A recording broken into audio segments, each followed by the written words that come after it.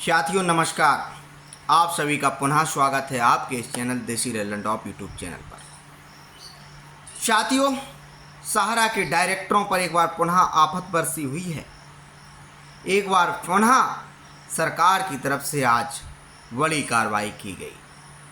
सेबी के द्वारा सहारा के ओपी श्रीवास्तव, रनोज दास गुप्ता, मृतक सुब्रत राय और अन्य डायरेक्टरों पर एक बड़ी कार्रवाई की गई।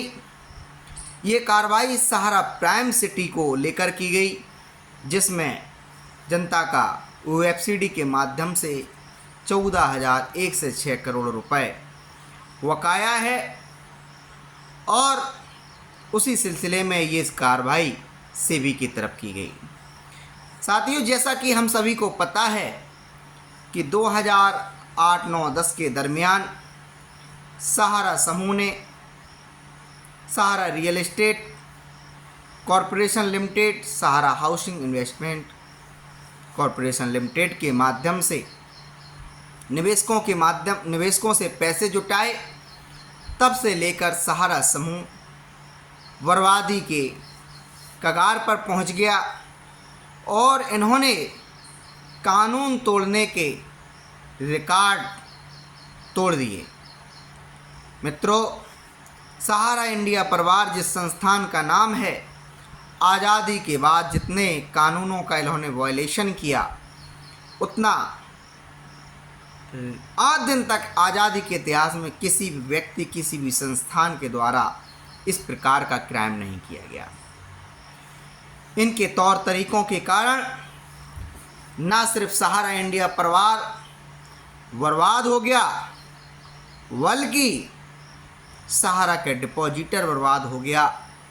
10 लाख लोगों का रोजगार चला गया।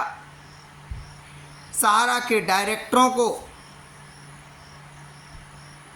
तमाम परेशानियों का सामना करते हुए अपने पैरों पे कुल्हाड़ी चलाई और आज वो भी बर्बादी के कगार पर पहुंच चुके हैं। आपका ये चैनल सहारा के डायरेक्टरों की कहानी सुनाने के लिए नहीं बना है। आपका ये चैनल सहारा पर सेबी ने क्या कार्रवाई की, सहारा पर सेंट्रल रजिस्ट्रार ने क्या कार्रवाई की, सहारा पर विभिन्न राज्यों की राज्य सरकारों ने क्या कार्रवाई की, उपभोक्ता फोरम ने क्या कार्रवाई की, वित्त मंत्रालय ने क्या कार्रवाई की, इन सबको बताने के साथ साथ मुख्य मुद्दे इस बात पर चर्चा करता है कि हमारा आपका जो पैसा सहारा इंडिया के अंदर डिपॉजिट है, उसको ब्याज समेत कैसे निवेशक के घर तक, निवेशक के खाते तक पहुंचाया जाए। मूल सारांश यही रहता है और हमारा संघर्ष जिस दिन से प्रारंभ हुआ है भुगतान को लेकर, इसी बात के इर्द गिर्द घूमता रहता है कि आपके निवेश की गारंटी को सुनिश्चित कराना, आपके निवेश को सुरक्षित कराना। साथिया, जिस प्रकार से एक पॉइंट पर हमने अपने माध्यम से तथ्य रखने का प्रयास किया है, ठीक उसी प्रकार से आपने इन वीडियो को बड़ी गंभीरता से लेते हुए सरकार के साथ पत्राचार किया होता, सरकार के साथ गंभीरता दिखाई होती, तो अब तक सफलता मिल चुकी होती। आपकी एकता न होने का कारण सरकार ने लगातार उसका फ़ायदा उठाया और हमें आपको इसी में उलझाए रखा कि हम कार्रवाई कर रहे हैं। जब निवेशकों ने चंद एजेंटों ने धरने किए, प्रदर्शन किए, सरकार पर दबाव बनाया, सरकार ने कोई ना कोई एक नई कार्रवाई सहारा के खिलाफ करने का काम किया है। साथियों, हम सभी जानते हैं कि सेबी को आदेशित किया गया था माननीय सुप्रीम कोर्ट की तरफ से 24,000 करोड़ रुपए का जो मामला है सहारा रियल एस्टेट और सहारा हाउसिंग का, उसमें सहारा की संपत्तियों को अटैच करके, कुर्क करके, नीलाम करके सेबी 24,000 करोड़ रुपए का कलेक्शन करे और निवेशकों का भुगतान कराए। एमबी वैली जिसकी कहानी बड़ी जटिल है, आज किस किस कंपनी से, किस किस फर्म से एमबी वैली के अंदर पैसा ट्रांसफ़र किया गया और एमबी वैली के बहाने यहाँ से लेकर मैसेडोनिया तक घोटाला करने का जो काम किया गया, उस पर सरकार को चिंतन करने की आवश्यकता है। एमबी वैली सेबी को सौंपी गई, 39,000 करोड़ रुपया मिनिमम सेलिंग प्राइस रखा गया, लेकिन आज दिन तक सेबी उसको बेचने में असफल रही। साथियों, सेबी भी निवेशकों के निशाने पर रही है। बहुत बड़ा कारण रहा है सेबी की कार्रवाइयाँ निवेशकों को बर्बाद करने में। सेबी ने सिर्फ अपने रूल एंड रेगुलेशंस का ध्यान रखा। निवेशकों की जिस प्रकार से स्लोगन है सेबी का कि निवेशकों की ताकत सेबी, निवेशकों का भरोसा सेबी, उस प्रकार का सेबी ने कोई काम, कोई कार्रवाई सारा के खिलाफ अभी तक नहीं की है। सेबी अभी तक अपना पैसा जो निवेशकों का था, जिनका लाइसेंस सेबी के माध्यम से था, जिसका अंकुश सेबी के पास था, वो भी रिकवर नहीं कर सकी। सेबी को अभी तक सहारा से तकरीबन 80,000 करोड़ रुपए वसूल करना है। ऐसे में जब सेबी को 80,000 करोड़ रुपए वसूल करना है, पिछले 10-15 वर्षों से लगातार सेबी कार्रवाई कर रहा है और अभी तक 25,000 करोड़ रुपए सेबी जमा करा पाया, वो भी ब्याज समेत वो पैसा जमा करा पाया। मूल रकम 15-16,000 करोड़ रुपए है। 15 वर्षों में 25,000 करोड़ रुपए, तो अगले आने वाले 15 से 20 सालों में और 25,000 करोड़ रुपया फिर मिले। इस तरीके से सहारा से करीब 100 साल सेबी को वसूली करने में लग जाएंगे। निवेशकों का क्या होगा? निवेशकों का जो मैं बता रहा हूं वो होगा। निवेशकों को चाहिए कि सहारा की जो संपत्तियां हैं सरकार बेचे ना बेचे, रिकवर करे ना करे, अटैच करे ना करे। निवेशकों के लिए 2 लाख करोड़ रुपए की फंड की जो एक आवश्यकता है, उसको तत्काल सरकार पूरा करे। जिस प्रकार से तमाम सारी योजनाएं सरकार बनाती है, जन हितैषी जन उपयोगी सेवाओं के माध्यम से सरकार फंड नियुक्त करती है, उसी प्रकार से ये भी एक जन हितैषी जन उपयोगी सेवा है। सहारा के निवेशकों का 2 लाख करोड़ रुपए का एक फंड वित्त मंत्रालय रिजर्व बैंक के सहयोग से, आयकर विभाग के सहयोग से नियुक्त करे और एक एक निवेशक का तत्काल भुगतान देने का काम करे। क्योंकि जिस प्रकार से डेली अटैचमेंट की खबरें आती हैं, कभी सेबी ने खाते अटैच किए, कभी सेबी ने एमबी वैली को अटैच किया, कभी सेबी ने ये किया, इस प्रकार की जो कार्रवाइयाँ हैं, कभी ईडी के माध्यम से खबर आती है, कभी एसएफआईओ के माध्यम से कभी आती है, कभी इनकम टैक्स के माध्यम से खबर आती है कि इनकम टैक्स ने छापा मारा, इतना लाख रुपए जब्त किया, लाल डायरी जब्त की। लाल डायरी के बड़े चर्चे हुए इस देश में। राहुल गांधी ने, केजरीवाल ने उस मुद्दे को उठाया, लेकिन उस मुद्दे को दबाने का काम केंद्र की सरकार ने किया, जिसके कारण लाल डायरी का सच अभी तक देश के सामने नहीं आ सका। तो साथियों, कहने का मतलब यही है कि इस प्रकार की जो कार्रवाइयाँ हो रही हैं, होनी चाहिए, रुकनी नहीं चाहिए और तेज़ी आना चाहिए इसमें। क्योंकि सहारा ने अपने डायरेक्टरों के नाम, अपने रिश्तेदारों के नाम, अपने करीबी लोगों के नाम तमाम सारी संपत्तियां कर दी हैं। तमाम कंपनियों का उन्हें डायरेक्टर, प्रमोटर, चेयरमैन बना दिया है। तमाम कंपनियों में उनकी हिस्सेदारी नियुक्त कर दी गई है।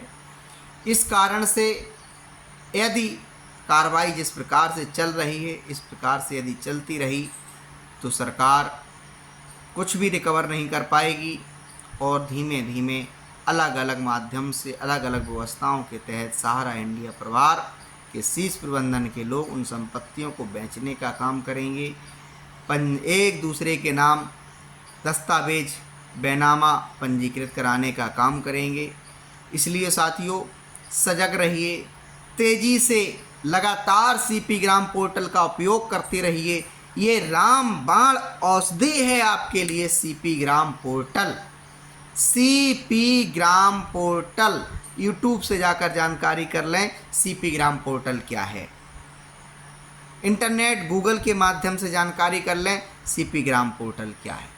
ये आपको घर बैठे प्रधानमंत्री कार्यालय, राष्ट्रपति कार्यालय, वित्त मंत्रालय, सेबी, रिजर्व बैंक आदि संस्थानों तक, सरकार के संस्थानों तक सीधा कार्रवाई करने का, सीधा शिकायत भेजने का अवसर देती है।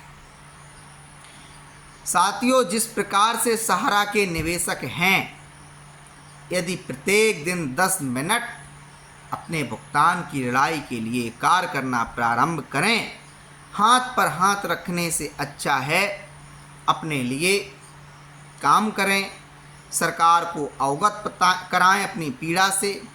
क्योंकि बहुत सारे लोग कह रहे हैं कि सर सालों बीत गए हैं, कार्रवाई नहीं हो रही है। सालों बीतने का कारण भी यही रहा है, शिकायतें गई हैं, छुटपुट शिकायतें गई हैं। जो लोग जागरूक थे उन लोगों ने तक सरकार तक शिकायतें पहुंचा दी। खास करके जितनी भी अभी तक शिकायतें 80-70% शिकायतें गई हैं वो एजेंटों की तरफ से गई हैं, सहारा के फील्ड वर्कर, सहारा के कार्यकर्ताओं की तरफ से गई हैं, ना कि सहारा के निवेशकों की तरफ से। जिस दिन निवेशक जाग जाएगा उसके 10 दिनों के अंदर निवेशकों का भुगतान मैं ब्याज की सरकार देने का सुनिश्चित करने का काम करेगी। निवेशक जागा नहीं है, इसी कारण से जितनी भी कार्रवाइयाँ हो रही हैं वो सिर्फ उन निवेशकों की वजह से हो रही हैं जो निवेशक जागे हुए हैं, लगातार सहारा के खिलाफ भुगतान क्रांति का आगाज कर रहे हैं। चाहे वो धरना प्रदर्शन के माध्यम से कर रहे हों, चाहे वो पत्राचार के माध्यम से कर रहे हों, चाहे वो विपक्ष के नेताओं को वोट देकर कर रहे हों, चाहे वो नोटा दबा करके कर रहे हों, और चाहे वो अन्य माध्यमों से कर रहे हों। हाल ही में भारतीय जनता पार्टी की नेतृत्व में उत्तर प्रदेश के लखनऊ में एक बड़ा आयोजन किया गया। तमाम मंत्रियों की उपस्थिति वहाँ रही। वहाँ इस बात पर चर्चा की गई कि उत्तर प्रदेश में सहारा के भारतीय जनता पार्टी के हार का क्या कारण है। यही कारण रहा, चाहे झांसी हो, चाहे उत्तराखंड हो, चाहे झांसी के अलावा उत्तराखंड के अलावा पश्चिमी उत्तर प्रदेश की रैली हो, वहाँ अमित शाह ने अपनी रैली के माध्यम से भले ही अधूरे मन से कहने का काम किया कि सहारा के निवेशक मेरे पीछे पड़ गए हैं। तो मैं भी कहता हूं कि सहारा के निवेशकों का 85,000 करोड़ रुपए भुगतान दिलाने के लिए सरकार प्रतिबद्ध है। कह गए नेताजी कब भूल गए होंगे, उनको रिमाइंड कराते रहने का हमारा आपका काम है। हमारा आपका यदि काम नहीं होता तो अमित शाह जी ने ये कहा है वो हमारे आपके ही वजह से कहा है, क्योंकि बीजेपी ने भी इस मुद्दे को समझने का प्रयास किया है कि तमाम सारे यूट्यूब की दम पर, यूट्यूब में इस समय तमाम सारे चैनल्स वो किस प्रकार की जानकारी देख रहे हैं मुझे नहीं पता। तमाम सारे ऐसे लोग आते हैं जो सहारा के बारे में बहुत ज़्यादा अध्ययन नहीं करते हैं और अपने चैनल के माध्यम से कुछ भी बोल के चले जाते हैं। लेकिन फिर भी मैं कहूँगा ऐसे यूट्यूबरों की वजह से भी सहारा का मुद्दा हाईलाइट हुआ है। जब आपका इस देश की मुख्य स्ट्रीम की मीडिया ने, मुख्य लाइन की मीडिया ने सहयोग नहीं किया, तब इन यूट्यूबरों के सहारे, इन सोशल मीडिया के योद्धाओं के सहारे आपका मुद्दा हाईलाइट किया गया और उसी हाईलाइट होने के कारण आप आज भुगतान प्राप्त करने की कतार में खड़े हुए हैं। आपकी कतार टूटी नहीं है। चाहे आदर्श क्रेडिट कोऑपरेटिव सोसाइटी हो, चाहे शारदा चिट फंड घोटाला हो, चाहे PACL का मामला हो, PGF का मामला हो, तमाम सारी कंपनियों का मामला ज़मींदोज़ हो गया। कोई उनकी बात को सुनने वाला नहीं, कोई उनकी बात को समझने वाला नहीं। उनकी संपत्तियों को सरकार ने कार्रवाई करके अटैच कर लिया, रिकवर कर लिया, रिसीवर नियुक्त कर दिया। इसके बावजूद भी उनके भुगतान की कोई उम्मीद दिखाई नहीं दे रही है। इतना तो है कि सहारा के निवेशक का भुगतान की उम्मीद तो दिखाई दे रही है, भले ही देर सवेर सही। भले ही हमारे तमाम सारे साथियों ने तत्काल ज़रूरत के समय पैसा नहीं मिलने के कारण अपनी बीमारी के समय प्राण त्याग दिए हों, ये बड़े अफसोस के साथ मुझे इस चैनल के माध्यम से कहना पड़ रहा है कि कई हमारे साथियों ने तत्काल भुगतान की ज़रूरत के समय पैसा नहीं मिलने के कारण उनको इलाज नहीं मिल सका। तमाम हमारे साथियों ने डिप्रेशन में आकर के आत्महत्याएं कर लीं। तमाम हमारे साथियों ने तनाव में आकर के अपनी बेटियों के विवाह से हाथ खड़े कर लिए। तमाम हमारे साथियों ने बेटों की शिक्षा में जो सहयोग होना था उस समय वो अपने बेटों की शिक्षा नहीं दिला पाए। कहीं ना कहीं ये देश की बड़ी हानि है। कहीं ना कहीं ये सरकार को जितना गंभीरता से इस मुद्दे को समझना चाहिए था, सरकार उतना उस मुद्दे को समझने में गंभीरता नहीं दिखा पाई। विपक्ष के नेताओं ने भी इस मुद्दे को समझने का प्रयास नहीं किया। और सच्ची बात तो यही है कि सहारा इंडिया का एजेंट और निवेशक एक पंक्ति में नहीं खड़ा होने के कारण इस प्रकार की समस्याएं आई। मैंने 2019 से जब ना ही यूट्यूबर लोग आपकी मदद करने के लिए तैयार थे, ना ही सोशल मीडिया के माध्यम से आपकी आवाज़ को कोई उठाने को तैयार था, मैंने उस समय बीड़ा उठाया था और कहा था कि सहारा के निवेशक और सहारा के एजेंट एक पंक्ति में खड़े हो गए हैं। सहारा घोटाला कर चुका है, सहारा फ्रॉड कर चुका है। भुगतान को लेकर लटकाने की बात लगातार की जा रही है। निवेशकों का, एजेंटों का माइंड ब्रांड को ब्रांड बॉस करने का काम किया जा रहा है। लगातार सहारा समूह के द्वारा 3 गुना संपत्तियों का दोहाई दिया जा रहा है, लेकिन भुगतान नहीं किया जा रहा है। उस समय तमाम सारे निवेशक और तमाम सारे एजेंट सहारा इंडिया के साथ में झंडा लेकर खड़े हुए थे। इसका भी सहारा ने नाजायज़ फ़ायदा उठाया, सहारा के डायरेक्टरों ने नाजायज़ फ़ायदा उठाया। साथियों, भुगतान तो लेकर रहेंगे, आखिरी सांस तक लड़ेंगे। जब तक इस शरीर में, इस देह में प्राण हैं, तब तक मैं सहारा के निवेशक और सहारा के एजेंटों की बात को इस चैनल के माध्यम से उठाने का प्रयास करता रहूँगा। इस चैनल का कभी मकसद नहीं रहा कि इस चैनल के माध्यम से ऐड आएँ और मैं पैसा अर्जित करूँ। यही कम नहीं है कि मैं आपकी आवाज़ को उठा रहा हूँ। आप लोगों से हाथ जोड़कर एक करबद्ध प्रार्थना और करता हूँ कि भुगतान की इस लड़ाई में सहयोग कीजिए, तन से, मन से और पूरी शक्ति के साथ सहयोग कीजिए। एक दूसरे का हाथ पकड़ के सहयोग कीजिए, क्योंकि आप यदि डिप्रेशन में चले गए, आप यदि तनाव में चले गए, आपका भुगतान कौन दिलाएगा? कौन आपकी लड़ाई लड़ेगा? नेताओं को तो सिर्फ स्वार्थ की सूझती है। इस देश में कोई आपका हमदर्द नहीं है।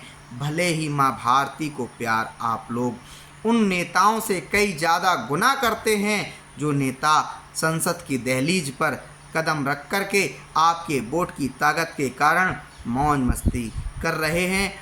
भले ही माँ भारती से आप इतना लगाव करते हैं कि माँ भारती को विश्व के शिखर में पहुंचाने के लिए आप योगदान देना चाहते हैं, लेकिन फिर भी इस देश के वो अधिकारी, वो नेता आपकी आवाज़ को सुनने समझने के लिए बहुत गंभीरता से तत्पर नहीं है।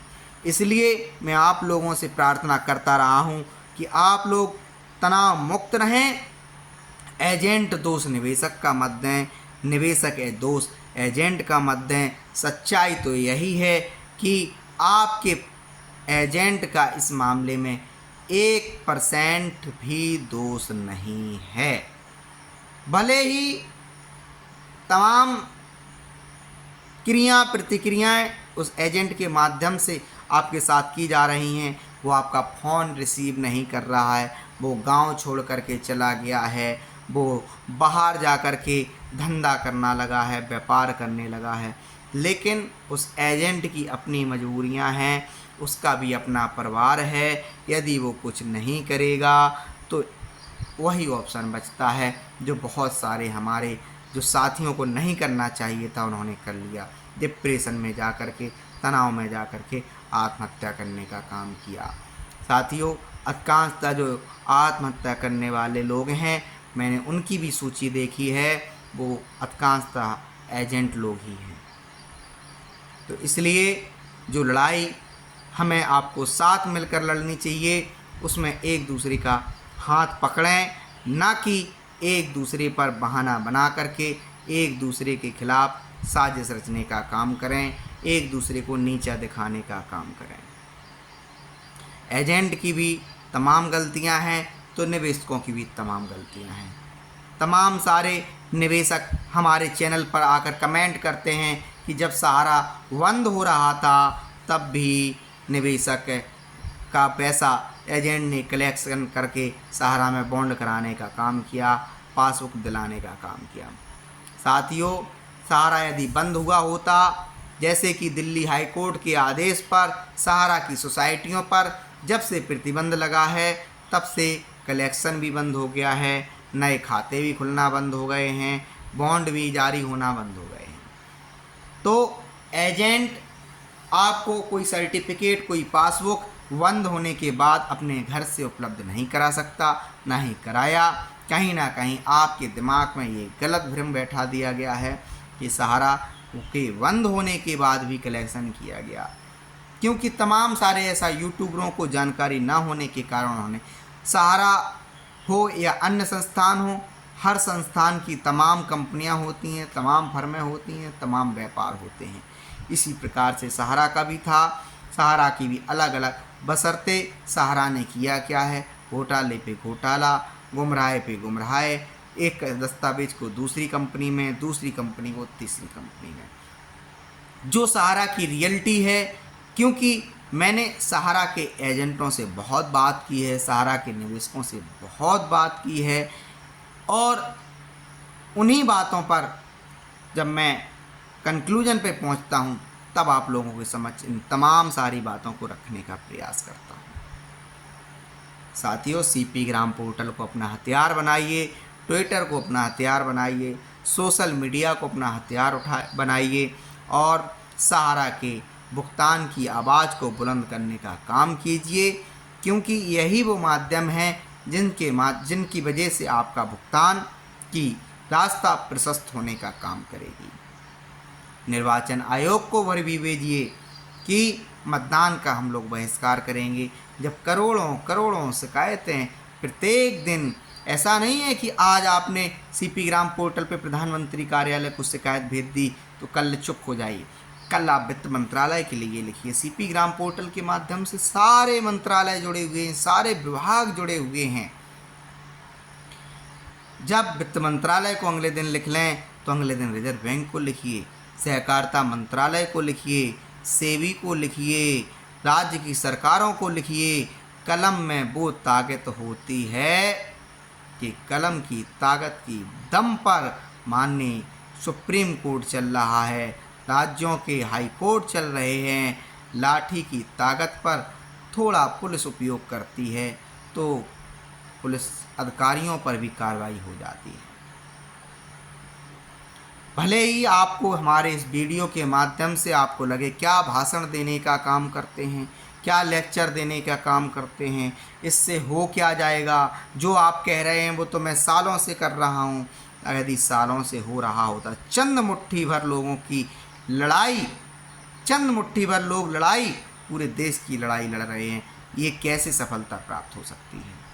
ये तो वही लड़ाई हो गई जब 1857 की क्रांति, हिंदुस्तान के तमाम हमारे क्रांतिकारियों ने अंग्रेज़ों के खिलाफ लड़ने का काम किया।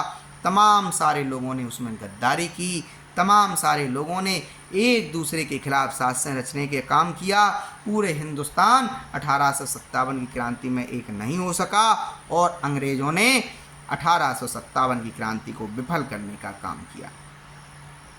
यही अब हो रहा है कि सहारा का जो निवेशक है, जो सहारा को एजेंट है, वो एक लड़ाई लड़ रहा है, लेकिन 1857 की क्रांति की तरह लड़ रहा है। सहारा इंडिया समूह का शीर्ष प्रबंधन विभिन्न षड्यंत्रों को रच करके आपकी योजनाओं को विफल करने का काम करता है, आपकी क्रांति को विफल करने का काम करता है, आपकी लड़ाई को ख़त्म करने का काम करता है।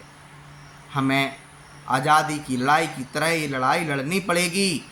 एक धागे के अंदर संपूर्ण राष्ट्र जब पिरो दिया गया, हमारे तमाम सारे नेताओं की मदद से जब संपूर्ण राष्ट्र अंग्रेज़ों के खिलाफ खड़ा हो गया, अंग्रेज़ हिंदुस्तान से भाग खड़े हुए। इसी प्रकार से सहारा का एक एक निवेशक, एक एक एजेंट एक पंक्ति में एक दूसरे का हाथ पकड़ करके खड़ा हो जाएगा, तो निश्चित मानिए सहारा समूह का शीर्ष प्रबंधन सलाखों के पीछे होगा। सहारा की एक एक संपत्ति सरकार के हवाले में होगी और हमारा आपका एक एक दिन का ब्याज समेत भुगतान सरकार अपनी जेब से करेगी, अपने खाते से करेगी, हमारे आपके लिए योजना लेकर आएगी। संपत्तियां बेचने का ये जो सिलसिला है, ये क्या यदि अगले 10 सालों में पूरा हुआ तो क्या अगले 10 सालों में निवेशकों का भुगतान पूरा होगा? सवाल ये खड़ा किया जाना चाहिए, क्योंकि संपत्तियां तो सैकड़ों कंपनियों की कुर्क की गई, सैकड़ों कंपनियों की अटैच की गई, सैकड़ों कंपनियों की नीलामी की गई। क्या हुआ? लास्ट में वो निवेशक ढूंढे नहीं मिले, क्योंकि तमाम सारे निवेशक भुगतान की उम्मीद करते करते अपने निवास स्थान को छोड़ देते हैं। तमाम सारे निवेशक काल के ग्रास में चले जाते हैं। इसी प्रकार से यदि सहारा की भी संपत्तियों के साथ सरकार ने किया और उम्मीद रखी कि इन्हीं संपत्तियों के सहारे हम भुगतान करेंगे, तो ये भुगतान संभव नहीं है। 2 लाख करोड़ रुपए की एक योजना सरकार सहारा के निवेशकों के लिए लेकर आए। देश विकास करेगा, सहारा का निवेशक विकास करेगा, क्योंकि सहारा के निवेशक के पास जब पैसा आएगा, कहीं ना कहीं वो सरकार के पास ही लौट फिर के पहुँचने वाला है, टैक्स के रूप में, खर्च के रूप में। तमाम सारी जब सहारा का निवेशक का बेटा पढ़ेगा तो कल के दिन विदेश के विकास में वो भी योगदान देगा। अब उसकी शिक्षा रुकी हुई है तो देश की भी विकास की गति रुकी हुई है। तर्क हमारा ये है कि सहारा के निवेशकों का भुगतान के लिए 2 लाख करोड़ रुपए सरकार जारी करे और भुगतान की प्रक्रिया तत्काल शीघ्रता से लागू करे, तो कहीं कोई समस्या नहीं है। संपूर्ण व्यवस्थाएं अच्छे से चलना लगेंगी, ना ही लाखों मुकदमे इस देश में जो सहारा क्या समझ रहे हो, उपभोक्ता फोरम से लेकर स्थायी लोक अदालतों से लेकर जिला न्यायालयों से लेकर हाई कोर्ट, सुप्रीम कोर्ट तक कितने मुकदमे पंजीकृत हैं सहारा के खिलाफ, वो सारे मुकदमे ख़त्म हो जाएंगे। कहीं ना कहीं उससे देश को भी बेनिफिट होने वाला है। Thank you. वीडियो को शेयर करें, एक दूसरे को बताएं कि एकता में ही शक्ति है। एक दूसरे को उल्हाना देकर हमारा भुगतान प्राप्त नहीं हो सकता है। एजेंटों को भी सकारात्मक रुख अपनाना पड़ेगा। आप मैदान जो छोड़कर खड़े हुए हैं अपने निवेशकों के लिए, वीडियो जारी करें, उनसे हाथ जोड़ें कि मेरा इसमें दोष नहीं है, मैं आपकी लड़ाई लड़ने के लिए तैयार हूँ। तमाम सारे जो रीजनल मैनेजर हैं, सेक्टर मैनेजर हैं, टेरिटरी प्रमुख हैं, जोनल प्रमुख हैं और फ्रेंचाइजी मैनेजर हैं, ये अधिकांशता में मक्कारी कर रहे हैं। कुछ 1 या 2, 4, 5 लोगों को हमने ऐसा देखा है जो ब्रांचों पर शीर्ष प्रबंधन के रूप में रहे हों, वो सहारा की लड़ाई लड़ रहे हैं। वहाँ के लोगों ने सहारा के एजेंटों के और सहारा के निवेशकों की छाती पर सीधा सीधा खंजर झोंकने का काम किया है। धन्यवाद। भगवान से ऐसी प्रार्थना करते हैं कि आपका भुगतान शीघ्रता से मिले, सरकार को सद्बुद्धि आए, हमारा आपका जो क्रांति है वो सफल हो। Thank you.